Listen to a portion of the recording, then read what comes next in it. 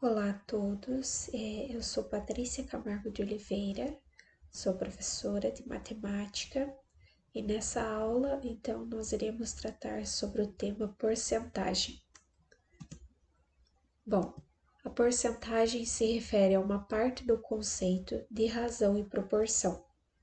Nesse sentido, então, a definição de porcentagem se vocês repararem, está no próprio nome, porcento, que vem do número 100.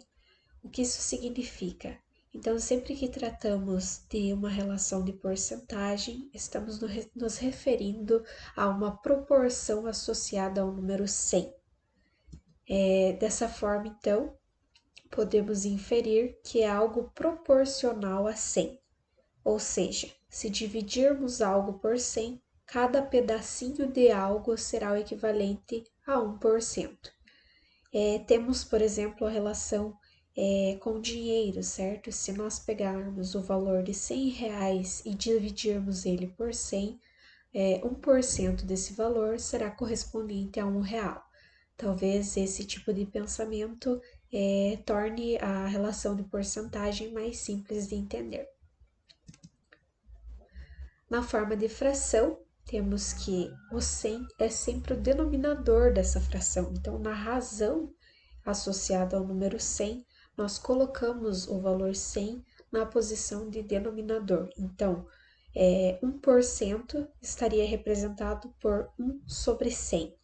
No caso, então, representando aí o valor de 1%, ou então este valor, este sinal associado à porcentagem, que se refere em específico à apresentação de uma fração, certo? O símbolo de porcentagem, né, que indica que uma divisão de um valor por outro, é o sinal utilizado para a representação da porcentagem. Nessa aula, né, iniciaremos com essa explicação breve sobre o assunto e então partiremos para a resolução de alguns exercícios associados à porcentagem que podem estar envolvidos no Exame Nacional do Ensino Médio, bem como também em outros exames vestibulares. De tal forma, então, temos que quando tratamos do valor de 10% de alguma coisa, é o mesmo pensamento de que se nós pegarmos esse valor, esse algo e dividirmos ele por 100, nós podemos tomar 10 porções dessa divisão e então teremos o equivalente a 10%. Então, falar em 10% de alguma coisa é falar em 10 vezes a divisão de algo por 100, ou seja, 10 pedacinhos, 10 porções desse total que foi dividido por 100. Essa forma, ela é chamada de decimal. Com isso, então, temos que 10% corresponde a 10 sobre 100. Notem que sempre o 100 ele está no denominador. E quando queremos representar 10 pedacinhos de algo que foi dividido por 100, então multiplicamos esse valor total por essa fração, 10 por 100, ou ainda também podemos multiplicar esse valor pelo decimal 0,10. As duas formas de cálculo estão corretas, e com isso podemos obter o percentual de 10% associado a esse valor que desejamos. Por exemplo, se fizermos o cálculo para calcular 10% de 100, é uma situação bem simples, né? Podemos fazer 100 vezes 10 sobre 100, que nos dará o valor de 10, ou então podemos fazer 0,10 vezes 100, que seria o valor total, que também nos daria o valor de 10. Então, representando aí que as duas formas de calcular a porcentagem nos conferem o mesmo valor. Tomando, por exemplo, 55% de algo, então temos a fração associada a 55 sobre 100, que nos dá um decimal de 0,55. 337% de algum valor é 337 sobre 100. Então, nos dando um decimal de 3,37. A porcentagem ela é uma forma matemática utilizada para mensurar porções. Então, nós podemos medir com elas pedaços, né, de coisas, pedaços de um valor total. Por exemplo, podemos fazer a medição, mensurar, né, qual seria o valor de 10% da área de uma casa de 200 metros quadrados, por exemplo. 10% da área desta casa seria o equivalente a 20 metros quadrados. Então, a forma mais utilizada, o objetivo mais utilizado, mais previsto para porcentagem, se dá em mensurar porções, pedaços de valores ou das coisas. Por exemplo, então, quando dividimos uma barra de chocolate ao meio, você pode ficar com duas partes iguais, metade para você e metade para outra pessoa. Ou ainda, né, esse valor representado pela fração em 1/2 para você e 1/2 para outra pessoa.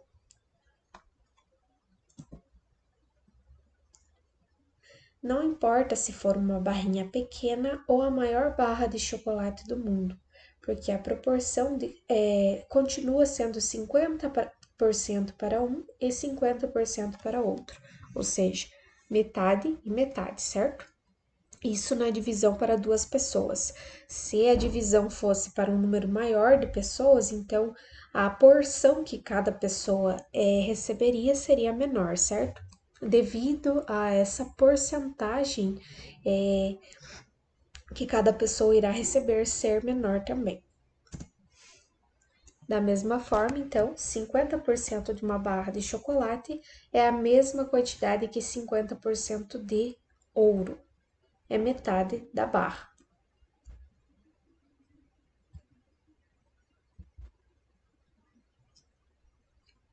Para calcularmos a porcentagem de um número, nós podemos fazer, então, verificar quantos pedacinhos, quantas porções, quanto nós desejamos daquele valor total, e então transformar isso em números absolutos. Então, calcular a porcentagem é ver quantos pedacinhos você tem e o que eles significam em números absolutos, ou seja, relacionados ao valor total daquele algo que seria o inteiro. Nesse sentido, para um número, basta transformar a porcentagem em decimal e multiplicar pelo número. Exemplo: 25% de 400. 25% de 400 podemos transformar em decimal, colocando o valor que desejamos de 25 no numerador e 100 no denominador, como vimos anteriormente. E então, obtemos o decimal de 0,25. Com isso, tomamos esse valor de decimal, mas também poderíamos tomar o valor da fração, aqui representado por 25 e 100. Deixe-me pegar o apontador aqui, e então podemos identificar melhor aqui os números que eu estou tratando. Então, temos a fração 25 por 100 igual ao decimal 0,25 e qualquer um desses valores pode ser colocado na multiplicação por 400 para obtermos a porcentagem de 25% do valor total, que é 400.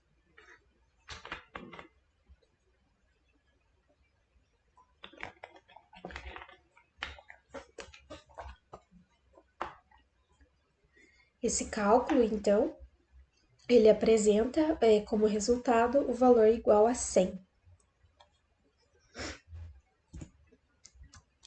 Logo, a porcentagem de 25% do valor 400 equivale a 100.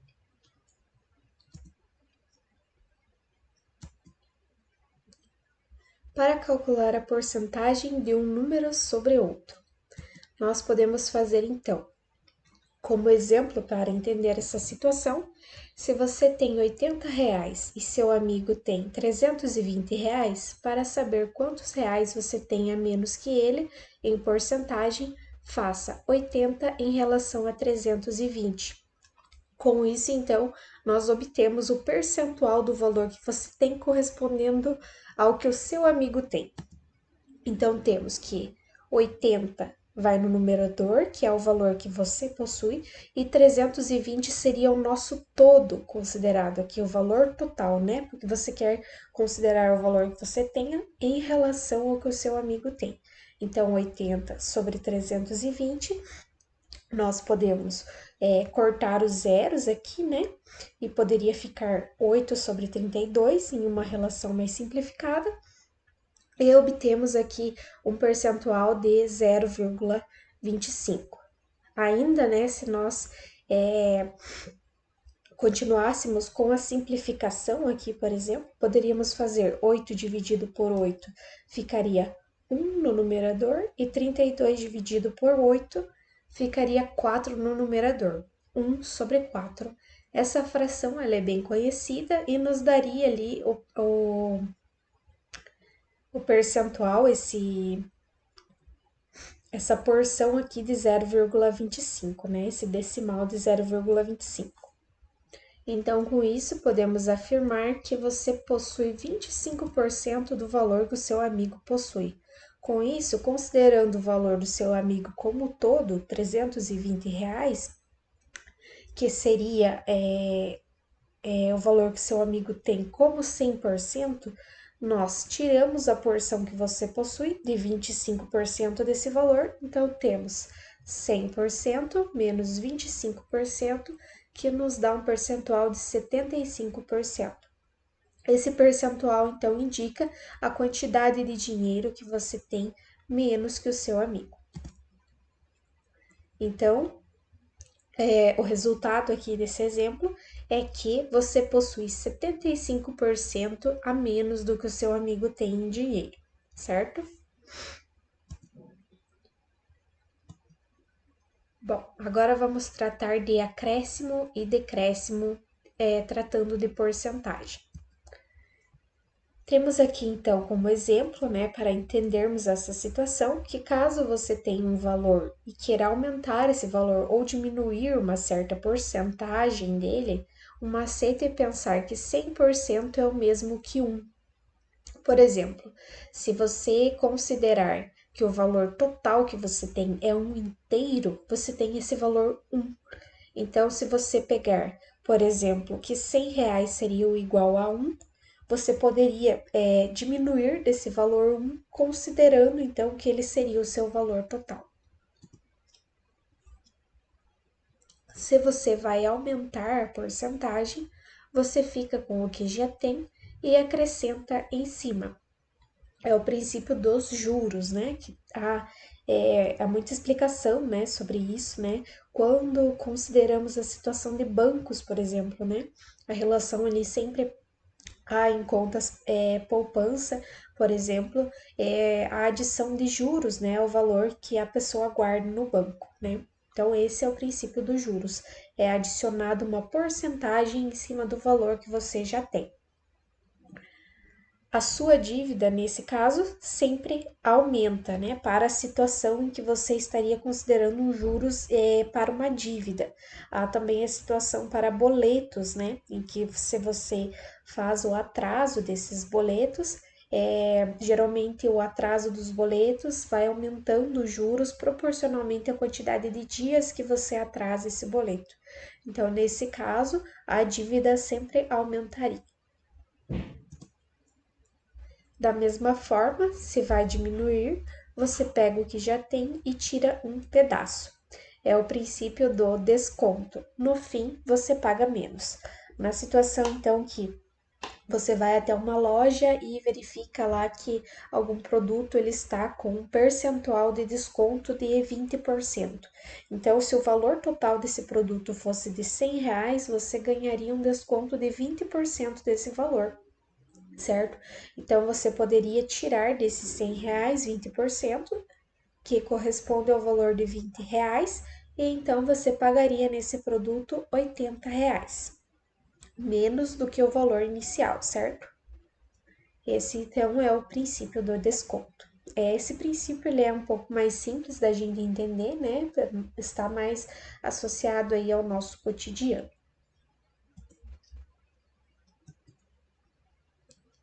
Como exemplo, então, considere que você precisa pagar um boleto no valor de R$ 156. Caso você atrase o pagamento, os juros é de 15%, mas caso você pague adiantado, o desconto é de 7% do valor. Então, qual o nosso valor total aqui? O valor total é de R$ 156. Esse é o 100% que nós precisamos pagar. Porém, para esse exemplo, nós temos duas condições aqui limitantes, né? No caso do atraso, nós temos um juros, um aumento sobre esse valor no percentual de 15%, mas também temos, no caso de adiantamento, um desconto correspondente a 7%. Nesse sentido, então, podemos considerar que para a situação em que pagamos atrasado esse boleto e temos a adição de 15% em cima do valor total de R$ 156, nós pagaríamos ali, então, o valor de 156 vezes 1 mais 15 sobre 100. Esse valor aqui, entre parênteses, ele está associado àquele pensamento em que pensamos que o valor total que temos é 1 e então podemos tomar o decimal, como visto nos exemplos anteriores. E o decimal, para o caso do 15%, vai ser 15 porções do valor total, que é 100%, certo? Das 100 porções. Então, com isso, podemos obter ali o decimal de 1 mais 15 sobre 100, que nos dará o decimal de 1 mais 0,15, e esse valor multiplicado, então, pela quantidade ali em dinheiro, né, que temos que pagar de R$ 156. Com isso, então, podemos fazer 156 vezes 1,15, que é o decimal correspondente para a situação de atraso, né? Ou seja, seria o valor total de 1 associado ao valor da dívida, mais o 0,15 associado aos juros ali pelo atraso. Então, correspondendo a um decimal em porcentagem de 1,15%. Esse valor, então, essa multiplicação, nos resulta no produto igual a 179,40 centavos que deveríamos pagar no caso de atraso desse boleto.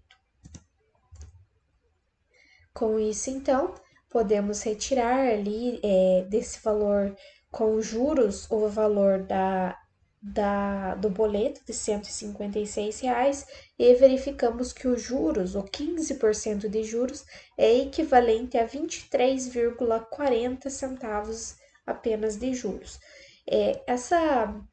Esse valor dos juros aqui, dos 15% de juros, nós poderíamos obter ele fazendo 156 vezes o 0,15 aqui, que é o nosso decimal correspondente aos juros, tá?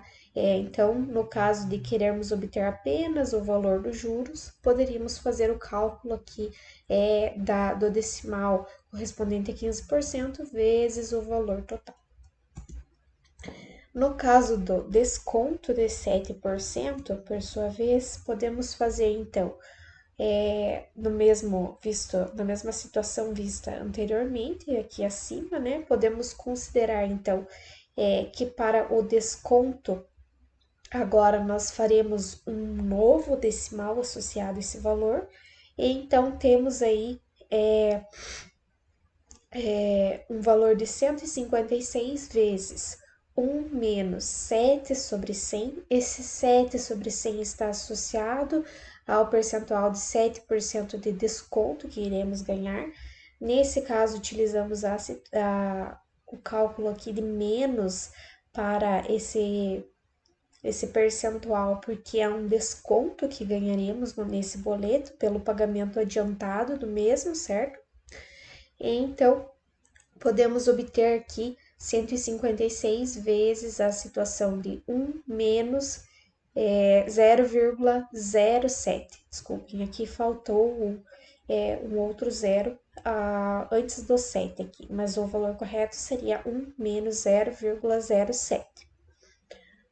Com isso, então, calculamos o percentual ali associado ao desconto, certo? Então, o desconto seria equivalente a 0,07 em decimal e fazendo a diminuição do valor inteiro menos o desconto adquirido, nós teríamos que pagar um valor correspondente em decimal a 0,93%, 0,93 em decimal, associado a esse valor total de R$ 156.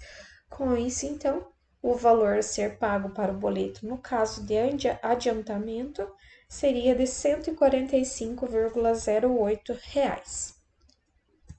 Nesse caso, então, temos que o desconto é igual a R$ 10,92. R$ 10,92. O que isso significa? Então, significa que 7% do valor de R$ 156 corresponde a 10,92. Agora, então, vamos para a seção de exercícios associados à porcentagem.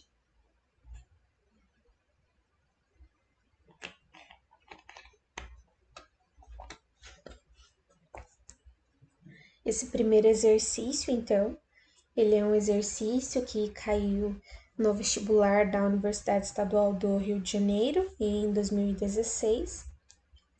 E o exercício diz o seguinte: no Brasil, o imposto de renda deve ser pago de acordo com o ganho mensal dos contribuintes, com base em uma tabela de descontos percentuais. Esse esquema de cobrança do imposto de renda é bem conhecido também, né? Está bem presente no dia a dia das pessoas e conforme a pessoa recebe uma quantidade de renda naquele mês, ele deve ter um desconto ali associado àquela renda recebida pela pessoa. Então, esses descontos incidem progressivamente sobre cada parcela do valor total ganho, denominadas base de cálculo, de acordo com a tabela a seguir. Então, na tabela aqui, podemos verificar, certo, que o desconto é adquirido conforme a renda ela vai aumentando. O desconto também vai aumentando proporcionalmente aí a essa renda. No caso de uma renda até R$ 1.900, o desconto do imposto de renda, né? Esse imposto de renda ser recolhido, né? Retirado da pessoa, a pessoa paga esse imposto de renda. Nesse caso, seria isento, ou seja, não teria que pagar imposto de renda. Esses valores aqui, pessoal, em percentuais, são só a título de exemplo para o exercício, certo? Não necessariamente eles estão em vigor atualmente, tá? Considerando então o valor de R$ 1.900,01 até R$ 2.800, o desconto a ser abatido para o imposto de renda é de 7,5%. De R$ 2.801 até R$ 3.750, o desconto é de 15%. De R$ 3.751 até R$ 4.665, o desconto é de 22,5%, e acima do valor de R$ 4.665, o desconto é igual a 27,5%. Então, vamos continuar aqui no exercício. Segundo a tabela, um ganho mensal de R$ 2.100 por mês corresponde a R$ 15 de imposto a ser pago.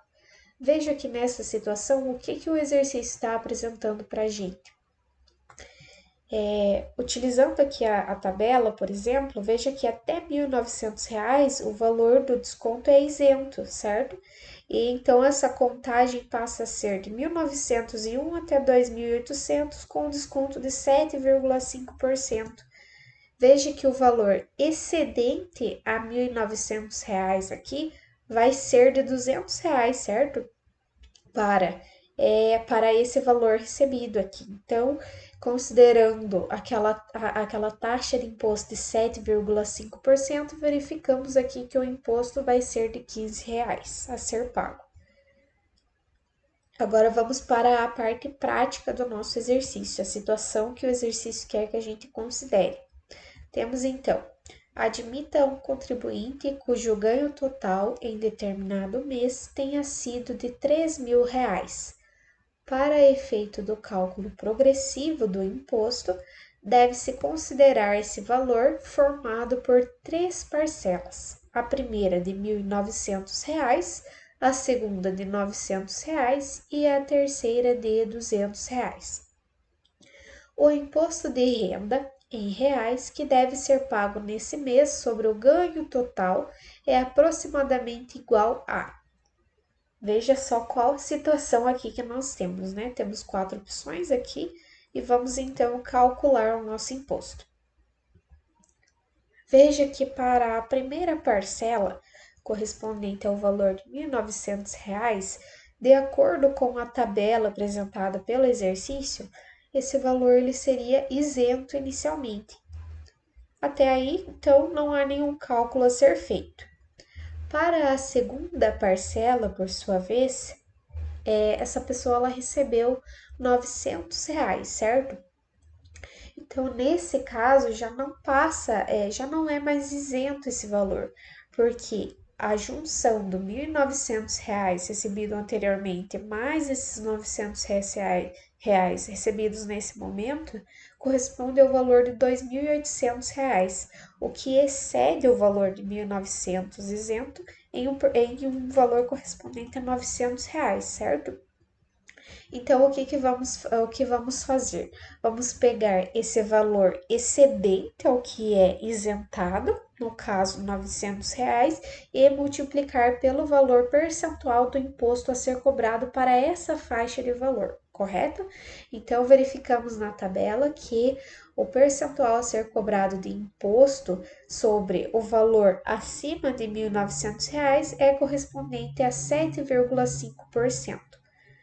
Conforme realizamos nas exemplificações anteriores, podemos obter o decimal desse valor fazendo 7,5 sobre 100 e multiplicando pelo valor total de 900.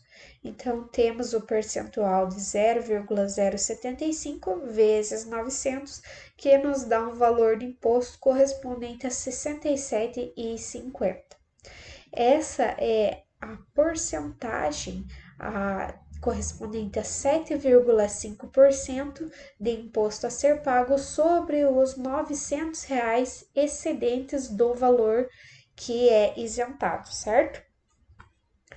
Então, agora seguimos para a terceira parcela, que é correspondente ao valor de R$ 200, e nesse caso também não é isento, pois ainda partindo ali dessa segunda parcela em que o valor total ali após os dois recebimentos seria de 2.800, agora temos uma soma ainda de 200, resultando em um valor correspondente a R$ 3.100.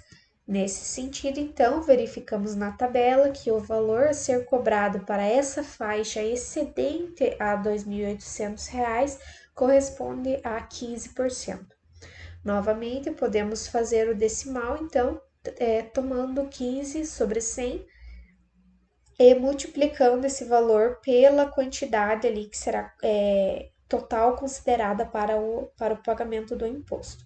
Então, temos o decimal de 0,15 vezes 200 e então obtemos um valor correspondente a R$ 30.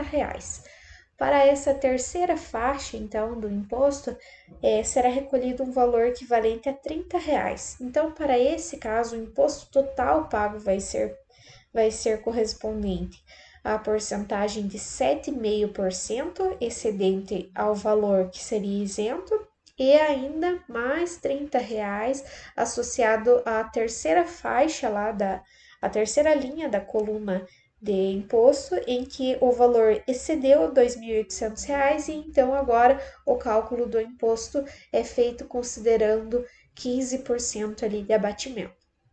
Então temos 67,50 mais 30 correspondente a um valor de R$ 97,50 a ser pago associado aí a essa renda de R$ 3.100 obtida por essa pessoa nesse mês. Um exercício agora que foi abordado no Exame Nacional do Ensino Médio no ano de 2021.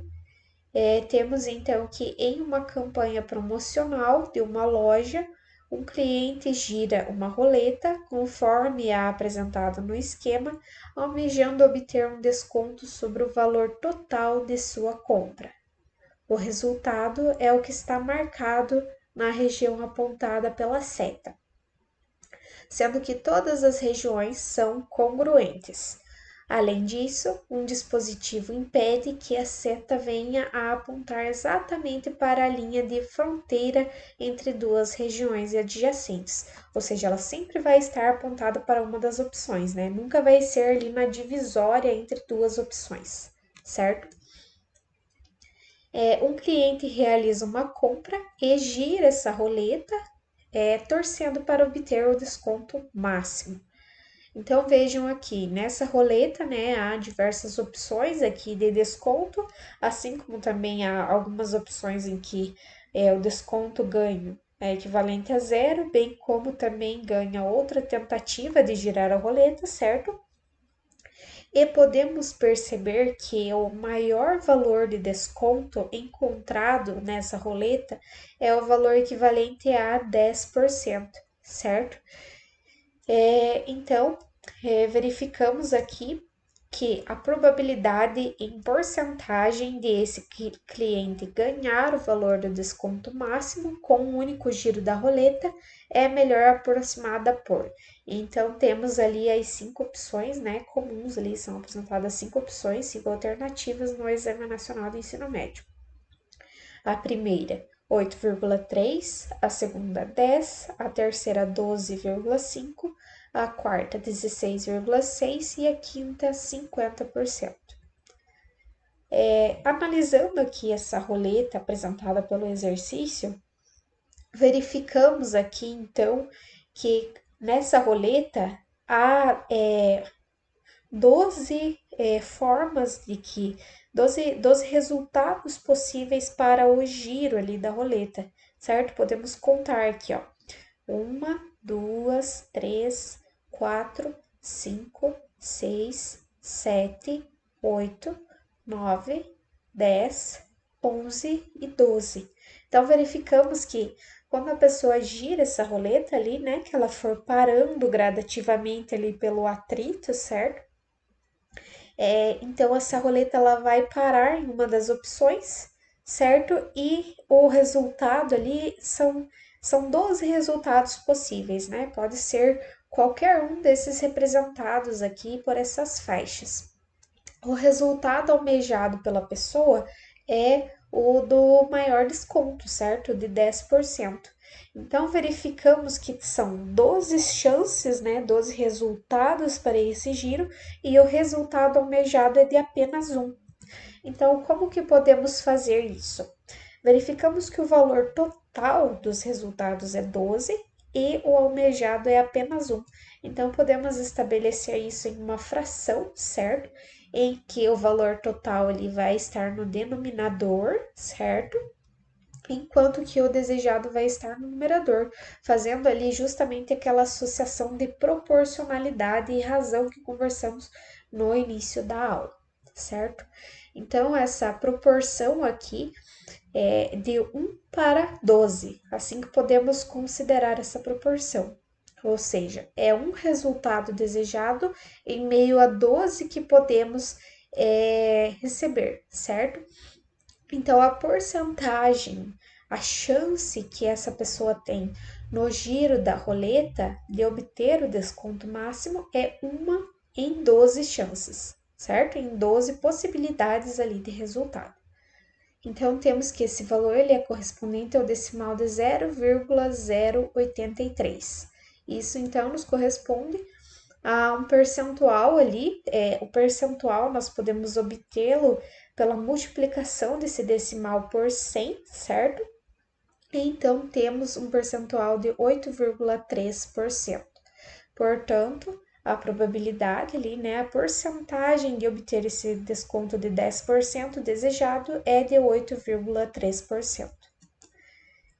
Eu agradeço a atenção e por essa aula é isso. Espero que tenha sido proveitosa para vocês e que vocês tenham entendido o conteúdo. Obrigada!